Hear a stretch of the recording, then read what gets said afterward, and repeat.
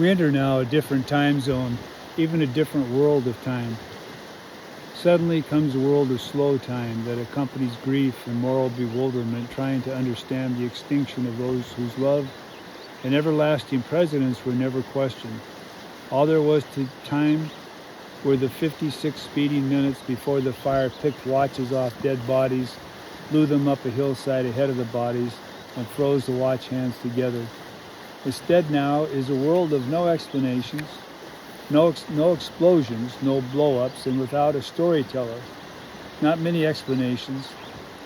Immediately ahead we know there is bound to be a flare-up of public indignation and the wavering candlelight of private grief. What then? It would be a slow fade out of slow time until all that's left of the memory of Man Gulch are cracking concrete crosses on an almost inaccessible hill, and a memorial tablet with the names to go with the crosses beside a picnic ground at the mouth of the next gulch upriver. After the autumn rains changed ashes into mudslides, the story seems to have been buried in incompleteness, pieces of it altogether missing. As a mystery story, it left unexplained what dramatic and devastating forces coincided to make the best of young men into bodies, how the bodies got to their crosses, and what it was like on the way, and why this catastrophe had been allowed to pass without a search for the carefully measured grains of consolation needed to transform catastrophe into tragedy. It would be natural here, looking for at least chronological continuity to the story, to follow the outcries of the public, and at the same time to try to share some part of the private sufferings of those who loved those who died. But always it would have to be conceived as possible, if an ending were sought in this direction, that there might be a non-ending. It is even conceivable that most of those closely connected with the catastrophe soon tried to see that it got lost. When the coming controversies and legal proceedings were added to all the rest of it, clearly the whole thing got so big it frightened people. They wanted to go away and not come back. Even so, there may be somewhere an ending to this story, although it might take a storyteller's faith to proceed on a quest to find it, and on the way to retain the belief that it might both be true and fit together dramatically. A story that honors the dead realistically partly atones for their sufferings, and so instead of leaving us in moral bewilderment, adds dimensions to our acuteness in watching the universe's four elements at work: sky, earth, fire, and young men. True, though it must be, far back in the impulses to find this story is a storyteller's belief that at times life takes on the shape of art, and that the remembered remnants of these moments are largely what we come to mean by life. The short, semi-humorous comedies we live, our long certain tragedies, and our springtime lyrics and limericks make up most of what we are. They become almost all of what we remember of ourselves, although it would be too fancy to take these moments of our lives that seemingly have shape and design as proof we are inhabited by an impulse to art. Yet deep within us is a counter-impulse to the id, or whatever name is presently attached to the disorderly, the violent, the catastrophic, both in and outside of us. As a feeling, this counter-impulse to the id is a kind of craving for sanity, for things belonging to each other, and results in a comfortable feeling when the universe is seen to take a garment from the rack that seems to fit. Of course, both impulses need to be present to explain our lives and our art, and probably go a long way to explain why tragedy, inflamed with the disorderly, is generally regarded as the most composed art form. It should be clear now, after nearly 40 years, that the truculent universe prefers to retain the Man Gulch fire as one of its secrets, left to itself. It fades away, an unsolved violent incident, grieved over by the fewer and fewer still living who are old enough to grieve over fatalities of 1949. If there is a story in Man Gulch, it will take something of a storyteller at this date to find it, and it's not easy to imagine what impulses will lead him to search for it.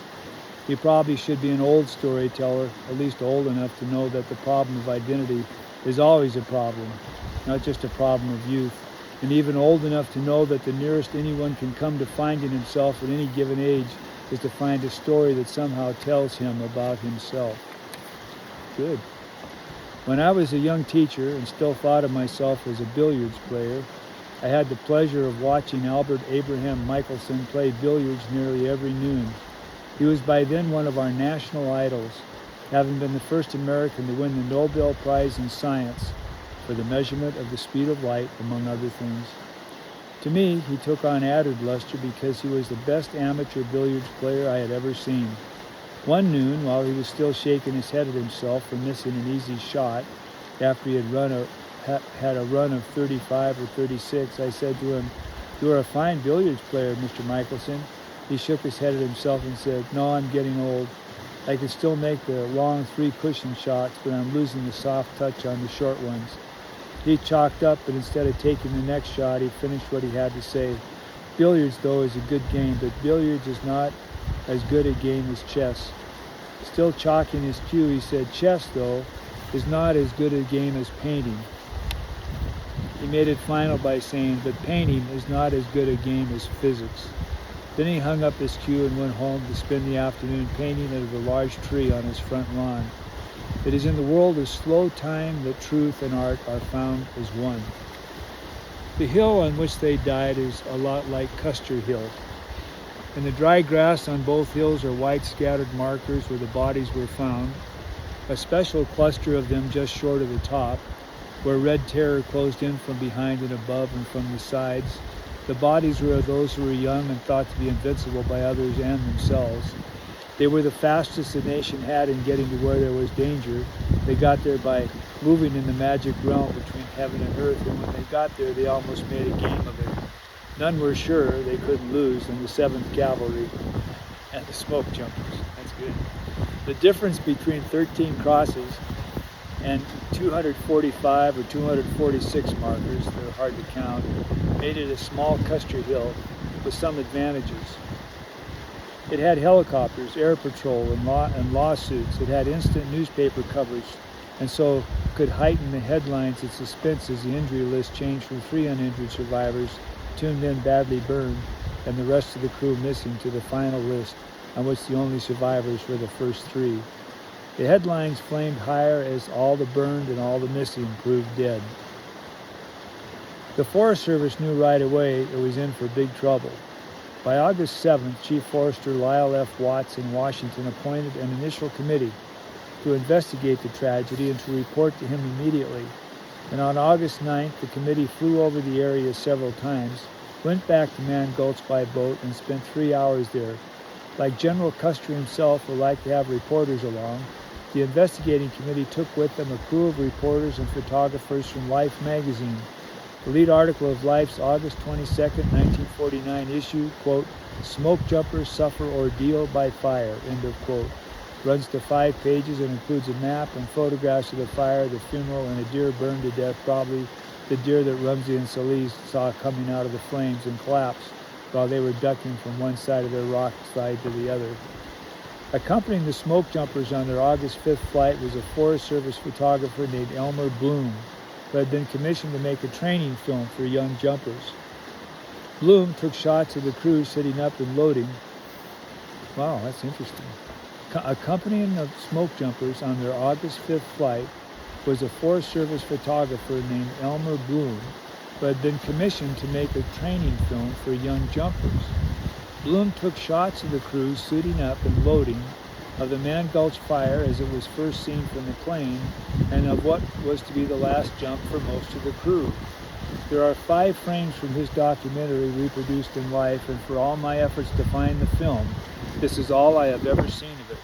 That's interesting. I did find an August 1949 letter from the regional forester in Missoula to Chief Forester in Washington saying, in effect, that the film was too hot to handle at home, and so he was sending it along. Nobody in Washington can find it for me. I'm always told it must have been misfiled, and it may well have been, since there is no better way in this world to lose something forever than to misfile it in a big library. It is hard to believe the film could be anything other than an odd little memento, but very early the threats of lawsuits from parents sounded in the distance, and the Forest Service reversed its early policy of accommodating Life's photographers to one of burying the photographs he already had. The leader of the public outcry against the Forest Service was Henry Thal, the grief unbalanced father of Henry Jr., whose cross is closest to the top of Man Gulch Ridge. Not only was the father's grief almost beyond restraint, but he, more than any other relative of the dead, should have known what he was talking about. He was a retired Forest Service ranger of the old school, and soon after the fire he was in Man Gulch, studying and pacing the tragedy. Harvey Jensen, the man in charge of the excursion boat taking tourists downriver from Hilger Landing to the mouth of Man Gulch, became concerned about Thal's conduct and the effect it was having on his tourist trade. His mildest statement, quote, "Thal has been very unreasonable about his remarks and has expressed his ideas very forcefully to boatloads of people going and coming from Man Gulch as he rides back and forth on the passenger boat," end of quote. The Forest Service moved quickly, probably too quickly, to make its official report and get its story of the fire to the public. It appointed a formal board of review, all from the Forest Service, and unranked below assistant regional forester, who assembled in Missoula on September 26th. The next morning flew several loops around and across Man Gulch, spent that afternoon going over the ground on foot, and during the next 2 days heard all key witnesses to the fire. The report of Board of Review is dated September 29, 1949, 3 days after the committee members arrived in Missoula, and it is hard to see how in such a short time and so close to the event and in the intense heat of public atmosphere, a convincing analysis could be made of a small Custer Hill. In 4 days, they assembled all the relevant facts, reviewed them, passed judgment on them, and wrote what they hoped was a closed book on the biggest tragedy the smoke jumpers ever had. In this narrative, the report and testimony on which it was based have been referred to or quoted from a good many times, and an ending to this story has to involve an examination of the report's chief findings. But the immediate effect of the Forest Service official story of the fire was to add to its fuel. By October 14th, Mike Mansfield, then a member of the House of Representatives, later to be distinguished leader of the Democrat senators, pushed through Congress an amendment to the Federal Employees Compensation Act, raising the burial allowance from $200 to $400 and making the amendment retroactive so that it would apply to the dead of Man Gulch. $400. The extra $200 per body for burial expenses did little to diminish the anger or personal grief. By 1951, 8 damage suits had been brought by parents of those who had died in the fire or by representatives of their estates, alleging negligence on the part of Forest Service officials and praying damages on account of the loss of the comfort, society, and companionship of his son. To keep things in their proper size, however, it should be added that the 8 suits were filed by representatives of only 4 of the dead, each plaintiff bringing 2 suits, one on the plaintiff's own behalf for loss of the son's companionship and support, the other on behalf of the dead son for suffering the son had endured. Henry Thal was the leader of this group and was to carry on his own case to the courts of appeals. So a good way to get a wide-angle view of the arguments and evidence these cases were to be built on is to examine Thal's testimony before the Board of Review, at which he was the concluding witness. Thal had become the main figure behind the lawsuits, not just because he alone of all the parents of the dead was a lifelong woodsman and could meet the Forest Service on his own grounds. Geography increased his intensity. He lived in Kalispell, not far from the Missoula headquarters of Region 1 and the smoke jumper base. In addition, Kalispell was a town which had been Hellman's home. Thal knew Hellman's wife, and his grief for her and her pregnancy and bewildered financial condition only intensified his rage. There is also probably some truth in what Jansen told Dodge in a sympathetic letter written after the fire. Jansen says that Thal, like many old-time rangers, felt he had been pushed around by the college graduates who had taken over the Forest Service, so he was predisposed to find everything in the modern Forest Service did wrong and in a way designed to make him suffer. In his testimony, every major order the Forest Service gave the crew of smoke jumpers is denounced as an unpardonable error in woodsmanship, from jumping the crew on a fire in such rough and worthless country and in such abnormal heat and wind to Dodge's escape fire. The crew should not have been jumped, but should have been returned to Missoula. As soon as Dodge saw the fire, he should have led the crew straight uphill out of Man Gulch instead of down it, and so dangerously paralleling the explosive fire. Dodge should not have wasted time going back to the cargo area with Harrison to have lunch. When Dodge saw that the fire had jumped the gulch and that the crew might soon be trapped by it, he should have headed straight for the top of the ridge instead of angling toward it, and so on to Dodge's escape fire, which was the tragic trap, the trap from which his boy and none of the other 12 could escape. The charge that weighed heaviest with both Thal and the Forest Service from the outset was the charge that Dodge's fire, instead of being an escape fire, had cut off the crew's escape and was the killer itself. While the fire was still burning, the Forest Service was alarmed by the possibility that the smoke jumpers were burned by their own foreman. The initial committee of investigation appointed by the Chief Forester in Washington was headed by the Forest Service's Chief of Fire Control, C.A. Gustafson, who later testified that he had not wanted to talk to any of the survivors before seeing the fire himself because of certain fears about it which he wanted to face alone. In his words, this is what brought him into Man Gulch on August 9th. The thing I was worried about was the effect of the escape fire on the possible escape of the men themselves. Jensen, the boatman who took tourists downriver to Man Gulch, makes probably the most accurate recording of Thal's opinion of Dodge's fire. He said he had heard Thal say, quote, "There is no question about it. Dodge's fire burned the boys," end of quote. And the father didn't blur his words before the Board of Review. Quote, "Indications on the ground show quite plainly that Dodge's own fire caught up with some of the boys up there above him. His own fire prevented those below him from going to the top. The poor boys were caught. They had no escape," end of quote. The Forest Service's reply to this and other charges can be found in the conclusions of the report of the Board of Review. The 12th and final conclusion of the report is merely a summary of the conclusions that go before it. It is the overall conclusion of the board that there is no evidence of disregard by those responsible for the jumper crew of the elements of risk which they are expected to take into account in placing jumper crews on fires, end of quote. The board also added a countercharge. The men would all have been saved if they had, quote, heeded Dodge's efforts to get them to go into the escape fire area with him. Throughout the questioning, there are more than hints that the Board of Review is trying to establish that a kind of insurrection occurred at Dodge's fire, led by someone believed to have said, as Dodge hollered at them to lie down in his fire, "To hell with that, I'm getting out of here." As we have seen, there was even suggestion that someone believed to have said this was Hellman, and that, therefore, the race for the ridge was triggered by the second-in-command in defiance of his commander's orders. Rumors still circulate among old-time jumpers that there was bad feeling between Dodge, the foreman, and his second-command, Hellman, although I have never found any direct evidence to support such rumors. There seems somehow to be a linkage in our minds between the annihilation near the top of a hill of our finest troops and the charge that the second-in-command didn't obey his leader because there had been bad blood between them. Custer's supporters explained Custer's disaster by the charge that his second-in-command, Major Reno, hated the general and the battle failed to support him, and it's easy to understand psychologically how a narrative device like this could become a fixed piece of history. It relieves our leader and all our men from the responsibility of having caused a national catastrophe, all except one of the favorite scapegoats in history, the second guy. Back in the world where things can be determined, if not proved, the suit of Harry Thal reached the United States Court of Appeals for the Ninth Circuit, where Warren E. Burger, later Chief Justice of the United States Supreme Court, was one of the lawyers arguing against the retired United States Forest Service Ranger's charge that his son would have made the remaining 60 or 70 yards to the top of the ridge, except for the negligence of the United States Forest Service.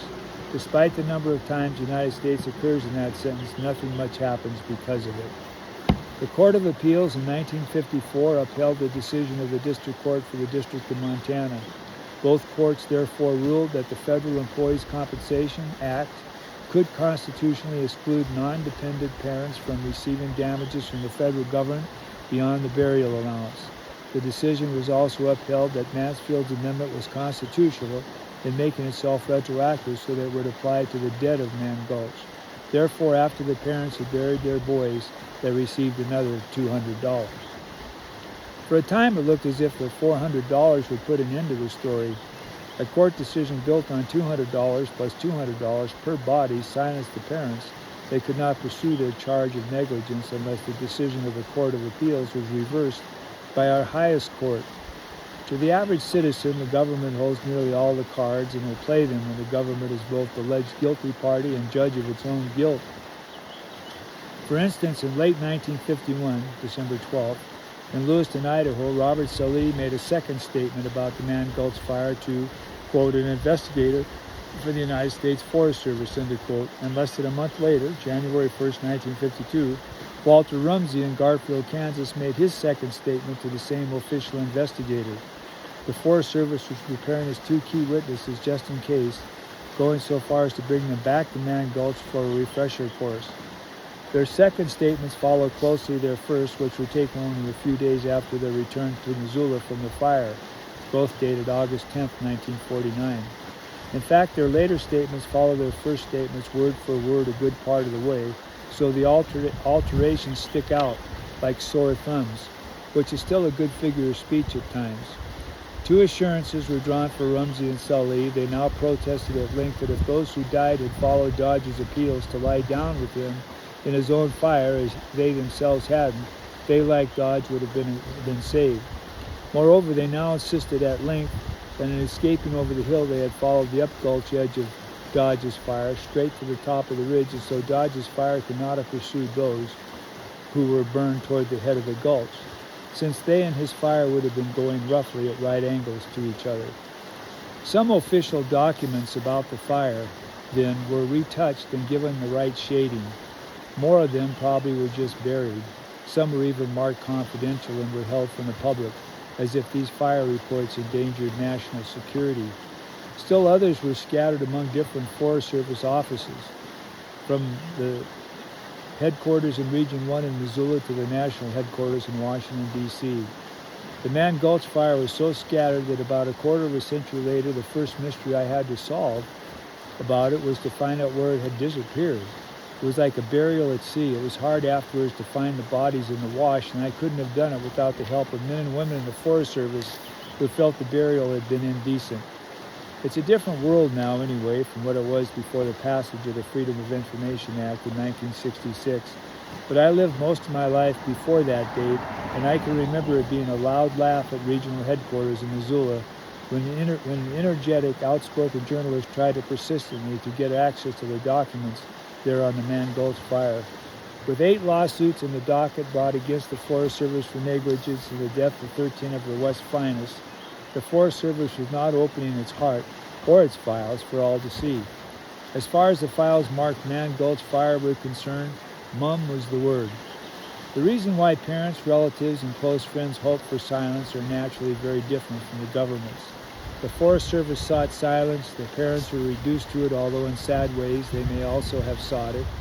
On the whole, they were not people of means and could not afford to appeal their cases to the Supreme Court, even if they had wished, and except for Thal, they must have had small understanding of their own case and therefore an underlying reluctance to pursue it. Most important of all, probably, is the secrecy of the grief and moral bewilderment suffered at the death of one of ourselves, who was young, had a special flair, a special daring, a special disregard for death, who seemed both to himself and to us to be apart from death, especially from death leaving behind no explanation of itself either as a sequence of events or as a moral occurrence. And what kind of a universe is this anyway? It is the frightened and the recessive grief suffered for one whom you hope neither death nor anything evil would dare touch. Afterward you live in fear that something might alter your memory of him and of all other things. I should know. A few summers ago, 30 years after the fire, I sent what I hope was a gentle word through a common friend to a mother of one of the Mann Gulch dead, asking if I could talk to her. And she returned through the common friend gentle word, saying that even after all these years, she was unable to talk about her son's death. I thought next I would try a father, and he came in dignity, feeling no doubt it was a challenge to him that he must meet as a man. And he talked in dignity until I began to tell him about his son's death. I had assumed that he knew some of the details of that death, and as a scientist would care for other details that would help him particularly participate in his son's last decisions. Very thoughtful ones, though tragic. As I mistakenly went on talking, his hands began to shake as if he had Parkinson's disease. He could not stop him. So there is no story, certainly no ending to a story that could be found by communicating with the living who love the young who are dead, at least none that I am qualified to pursue. A story at a minimum requires movement, and with those who love those who died, nothing has moved. It all stopped on August 5th, 1949. So if there is more to this story for me to find, I shall have to find it somewhere else. The silence, of course, could never be complete. Some things do remain, worn out things, unconnected things, things not in the right place or clearly of another time. A worn-out fishing jacket, a few unrelated letters written by him, a few unrelated letters written to him, a childhood photograph that's hard to imagine as his, a picture in which something might be right. A movie supposedly based on the Man Gulch fire can still be seen now, and then as a rerun on television. In 1952, while litigation was still in progress, 20th Century Fox released Red Skies of Montana, filmed at the Smoke Jumper Base in Missoula and on a fire just outside of town. The cast included Richard Winbart, Constance Smith, Jeffrey Hunter, and Richard Boone. At the beginning of the plot, a foreman on a forest fire lights an escape fire as Dodge did, and when the flames closed in, then he lies down on his own fire, and the likeness to Dodge continues. His own men do not heed him, and he alone survives only to live in disgrace. At the end of the movie, though, there is another fire, and the movie foreman again lights an escape fire. This time his crew heeds him, and everybody lives happily ever after. Our story about the Man Gulch fire obviously makes it hard on itself by trying to find its true ending. Here is the movie that lives on to rerun several times a year on TV and so has attained some kind of immortality by easily adding to small broken pieces of truth an old worn-out literary convention. This added life-giving plot is the old disgraced officer's plot, the plot in which the military leader has disgraced himself before his men, either because his action has been misunderstood by them or because he displayed actual cowardice. And at the end of the officer always meets the same situation again, but this time heroically, usually as a result of the intervening influence of a good woman. By the way, this plot has often been attached to movies and stories about Custer Hill. Perhaps this is a reminder to keep open the possibility that there is no real ending in reality to the story of the Man Gulch fire. If so, then let it be so. There's a lot of tragedy in the universe that has missing parts and comes to no conclusion, including probably the tragedy that awaits you and me. This coming part of the story then is the quest to find the full story of the Man Gulch fire, to find of it what was once known and was then scattered and buried, to discover parts so far missing because fire science has not been able to explain the behavior of the blow-up or the escape fire, and to imagine the last moments of those who went to their crosses unseen and alone. In this quest, we probably should not be altogether guided by the practice of the medieval knight in search of the Holy Grail, who had no clear idea what he was looking for or where he might find it, and so wandered around jousting with other knights who didn't know what they were looking for until finally he discovered he was home again, and not much different from what he had been when he started, except for some bruises and a broken lance. I picked up bruises in my wanderings, but I tried to shorten the length of the search by pursuing several quests concurrently. As early as 1976, I started the serious study of the Man Gulch fire by trying to recover the official documents bearing on it, and at the same time reacquainting myself with the actual ground on which the tragedy had occurred. For an opener, I took a bruising boat trip down the Missouri River to Man Gulch. Even earlier, I had started with the archives in Missoula because both as headquarters of Region 1 of the Forest Service and as a location of the base of the smoke jumper sent to the fire, it was the center of the Forest Service's operations against the Man Gulch fire. My opening joust with both the archives and the ground went in favor of my opponents, whoever they were. My brothers-in-law, Kenneth Burns, who was brought up within a few miles of Man Gulch and was then living in Helena, said he would have no trouble borrowing a boat and taking us down the Missouri from Hillier Landing to the mouth of Meriwether Canyon where, as you'll remember, there's an almost vertical trail to the top of the ridge between Meriwether and Man Gulch.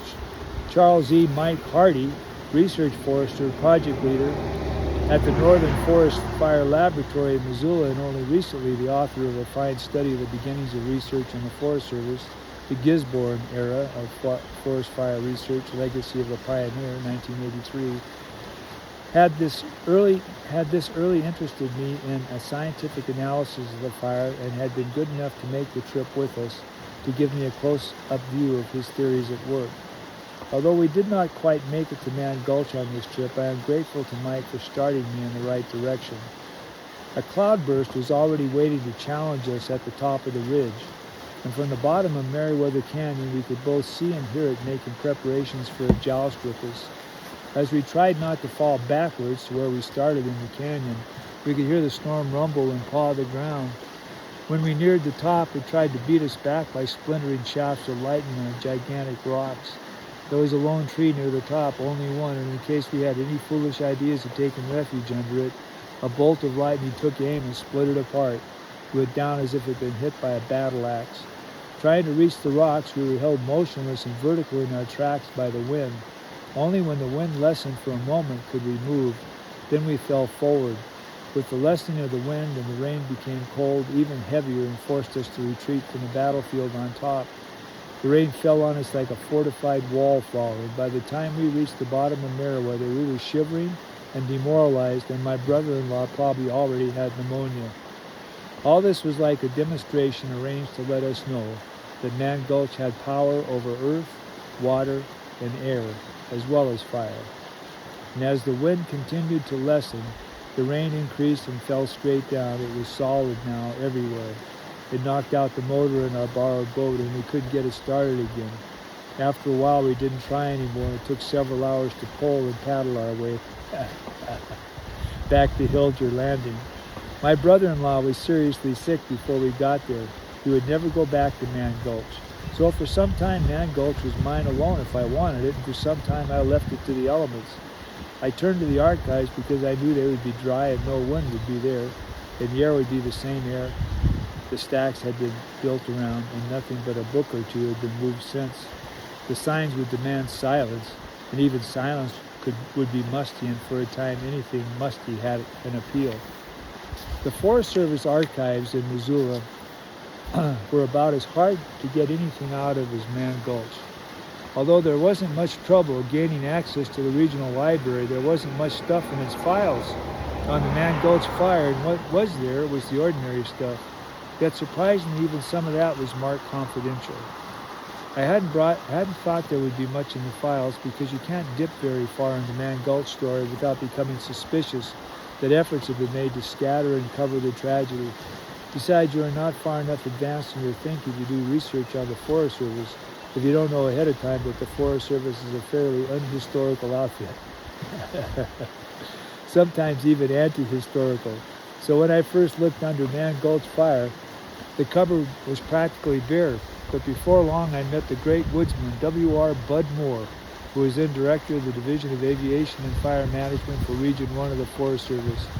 He is outspoken and devoted to the Forest Service and expects every American citizen, except the President of the United States, to be likewise. He sent out orders to round up all stray documents bearing on Man Gulch that could be found in the region and make them available to me.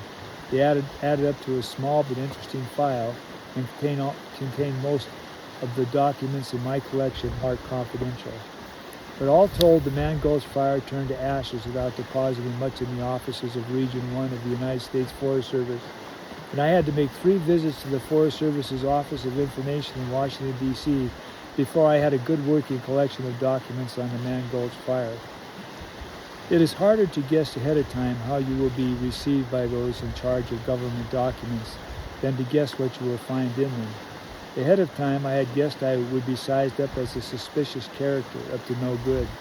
I was alone and peeking into government files and into Man Gulch itself, which long since had been put out of sight. It was better that way. Although Forest Service employees, I figured, would always be watching me with a fishy eye when I was around, and even more so when I wasn't there. Were not nearly as many spies as I had expected. They were mostly old-timers, as some of them had worked in the office long enough to know that some funny PR business had gone on at the time of the Man Gulch fire. Most of the Forest Service employees who had a corner of an eye on me belonged to that element, and most PR officers were never important enough to be trusted with any of the organization's real secrets. They just know genetically that big organizations have shady secrets, and that's why they're big. Also, genetically, they like shady secrets, and genetically, they like to protect shady secrets but have none of their own. I gather that government organizations nearly always have this organized minority of keepers of unkept secrets. And one of these, I was told, went so far as to write a letter to be read at a meeting of the staff of the regional foresters reporting that I was making suspicious visits to Mann Gulch and reportedly and suspiciously arranging to bring back with me to Mann Gulch the 2 survivors of the fire. According to my source of information, after the letter was read, the regional forester went on with the business at hand as if nothing had interrupted him.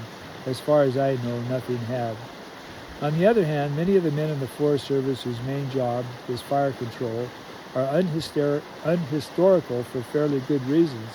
There have been millions of forest fires in the past. The Indians even set them in the autumn to improve the pasture next spring.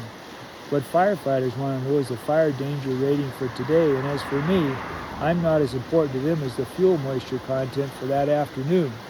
They are tough guys, and I like them and get along with them.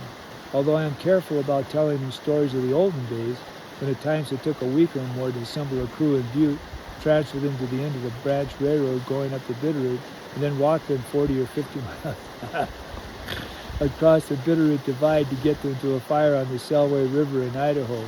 I tried to be careful and meek and not end any such stories with a journal observation such as, fires got very big then and were hard to fight. Firefighters prefer to believe that no one before them had ever been on a big fire. Although it took more years than I had expected to get the information I wanted about the Mann Gulch fire, I know of only a very few instances where my difficulties were consciously made more difficult. To reassemble what was left of this fire, I needed the help of many more present members of the Forest Service than I can acknowledge in the course of this story, women as well as men. You must always remember the women, even if you're pursuing a forest fire, especially if you're pursuing it in a big institution. The new age for women had not yet worked its way through the walls of the Forest Service, still maybe it had a little. The women I worked with were in charge of the documents, the maps, the photographs, and without them, there would have been practically no illustrations in this book, or for that matter, practically nothing to illustrate. Their attitude toward me was possibly a combination of women's traditional attitude toward men, touched by an added breath of confidence in themselves coming from the new. They were certainly good and they knew it. And when I entered their offices, whether in Washington or Missoula, they looked up and seemed to say, using 2 words, "Here's a man with a problem. What can we do to help him?" Since I started to write this story, I have seen women start taking over some of the toughest jobs in the Forest Service. I didn't believe I would ever see it, but now there are even a few women smoke jumpers. I can bear witness. One of them lives just a few blocks from me in Chicago. Her father is a faculty member at the University of Chicago. He's a distinguished statistician and one of the best amateur actors I've ever seen. She's a remarkable young woman, attractive, brainy, and tough. They tell me at the Missoula base for smoke jumpers, where she's stationed, that she is up there with the rest of her crew, which means men, and the training races run in full jumping gear or hard hat equipment. Several times in this story of the Mann Gulch fire, I have tried to find places where it would be permissible to say that the story of finding the tragedy of the Mann Gulch fire has been different from the tragedy of the Mann Gulch fire. Tragedy is the most demanding of all literary forms. Tragedy never lets you get far away from tragedy. But I do not want you to think I spent 10 years in sustained pain writing what I wanted to write about the Mann Gulch fire. A lot of good things happened along the way. Some things got better and I met a lot of good people, some of them as good as they come. It's hard to say when the pleasures and pains of writing start and end. They certainly start before writing does, and they seem to continue for some time afterwards. I met Bud Moore before I started to write, and he has become one of my closest friends. He and I soon discovered that both of us had worked in the Waxhaw when we were boys, and when the Waxhaw was thought to be accessible only by the best men in the woods. Lewis and Clark had nearly starved there. Running into somebody who has worked in the Waxhaw in the early part of the century is something like running into a buddy of yours who served on the battleship Missouri in World War II at the time General MacArthur was on it. Those of us who worked on the Waxhaw early in this century regard ourselves as set apart from other woodsmen and our other countrymen in general. I had started writing this story before I met Laird Robinson, but was still heavy in research and was wandering around the smoke jumper base looking for any odd items I might have overlooked. Laird had been a foreman in the smoke jumpers and had injured himself landing on a fire that twice had tried a comeback but finally had to accept he was through as a jumper. He had been made a temporary guide in the smoke jumper base until he got him placed in a line of work that would lead him toward the top. He was in his early 30s and in the woods could do anything, and among other things, he wanted to know more about the Man Gulch fire. He put a high premium on friendship, and we soon were close friends and doing a lot of our digging into Man Gulch together. As you will see from the course of this story, it is a great privilege to possess the friendship of a young man who is as good or better than you at what you intended to be when you were his age, just before you changed directions. All the way from the woods to the classroom, it is as if old age fortuitously had enriched your life by letting you live two lives, the life you finally chose to live and a working copy of the one you started out to live. I tried to be careful that our friendship did not endanger Laird professionally, and there were times when it seemed that it might. We were well along in our investigations when evidence appeared suggesting that Rumsey and Salih had been persuaded by the Forest Service investigator to change their testimony regarding the course of the fire at its critical stage. Persuading a witness to change his testimony to what he did not believe to be true was, to me, a lot more serious charge than scattering or burying documents that might bear on the threat of a lawsuit. So when I knew that I would have to try to find this investigator if he was still alive, I told Laird, if you don't like the way this thing is headed now, just step off it before you get hurt. I can see it might hurt you, but there's no bravery in it for me because it can't hurt me. Laird said to me, forget it. On my private list, friendship is highest, he said. Anyway, don't worry about me. The Forest Service and I can take care of ourselves. So one of the pleasures of writing this story has been listening to the talk of first-class woodsmen, some old and some young.